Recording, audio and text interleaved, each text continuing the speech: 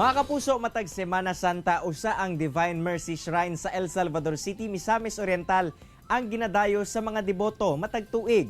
Apan karon nga adunay pandemya, unsa kaha ang mga laka nga himuon aron mapadayon gihapon ang pagsimba alang sa atong labawng makagagahom. Atong makauban si Ma'am Paquita Adaza, ang presidente sa Divine Mercy Foundation.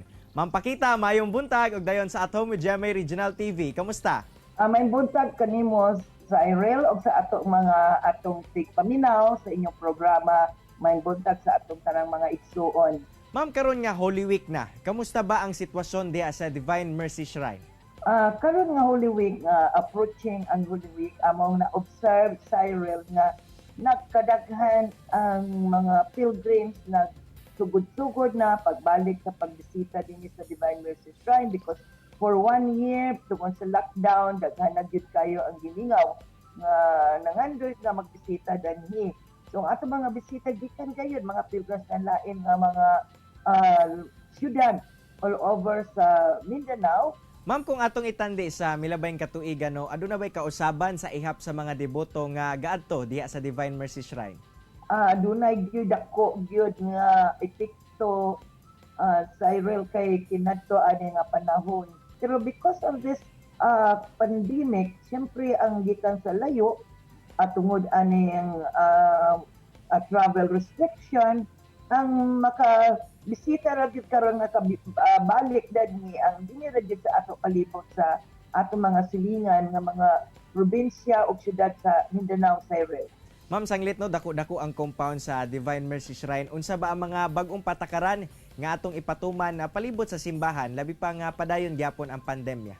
Yes, although nga karon dako kay pasalamat nga maski dunay restrictions sa Irel, at least gi-allow na ta pag-open ang atong sa atong gobyerno, atong simbahan, but with a guidelines of 50%, no? But this is better off compared sa last year nga wala gid gitugot. Mingaw gid ang taon ang Divine Mercy Shrine. Ma'am, aduna na ba tay mga lakang aron mapugnan ang pagdagsa sa mga tao diha sa simbahan aron mamintinar ang social distancing? Pila lang ba katao ang atong tugutan sulod sa simbahan? So karon kay because gi-allow na matag 50%, na ay mga guidelines. O gusto ko, if you allow me, that akong basahon kini mga guidelines para for the information of our pilgrims na nagplano nga moanhi dinhi karong Holy Week. So ang number 1 nato nga guideline of policy nga ato ra gisunod sad sa atong IFTF nga limited lang gyud. Sa giingon ko na limited capacity, only 50% capacity. Pero ang atong simbahan kay ang capacity nato is 3,000 man ang capacity. So 50% of that is 1,500. So kada misa nga karon sa Holy Week nga paghimo din sa Divine Mercy Shrine, we will issue ticket 1,500 tickets every kada misa. Unya po sa atong Holy Week ang naandan gyud dinhi nga sa kada simbahan man dunay guidelines nga no procession.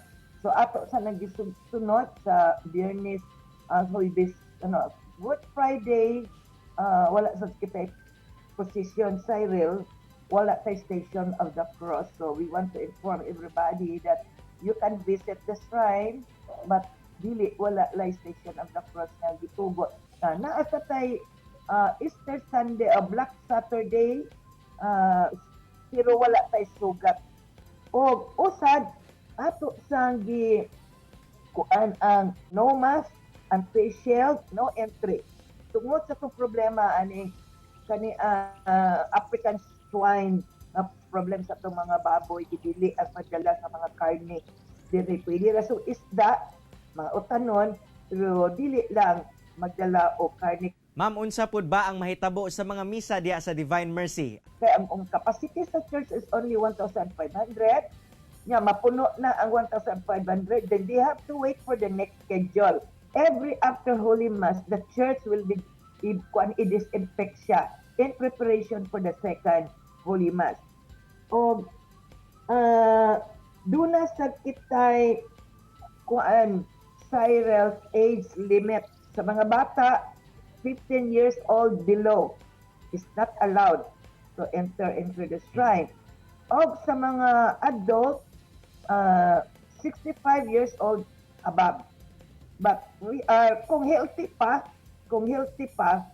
ang makita namo maski 70 pero healthy pa siya, case to case basis. Labi na kung gikan siya sa layo nga lugar. Ma'am Sanglit, no, ato ang gilauman nga muminos na ang mga deboto nga mobisita sa Divine Mercy Shrine.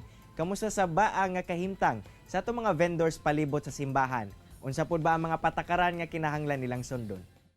Pareha gyapon sa Cyril sa among meeting ang mga tindahan inside the shrine.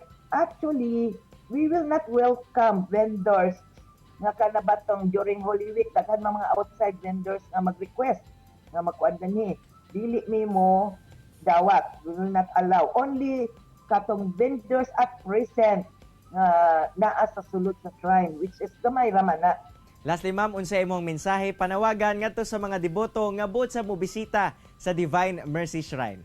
Ang ako panawagan o encouragement ang sa atong mga deboto nga in spite sa atong sitwasyon karon, because this is not a normal situation, magpadayon lang kita sa pag-ampo sa Diyos nung kaluoy, maski na kita sa atong tagsa ka paninimalay.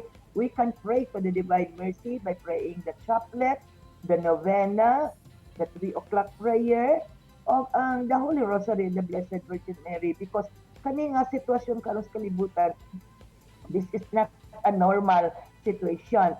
We will not know it. Kakibalo sa Cyril o kung sa mitabo in the future. Karong mga middle of the year or end of the year or next year, we do not know what happened.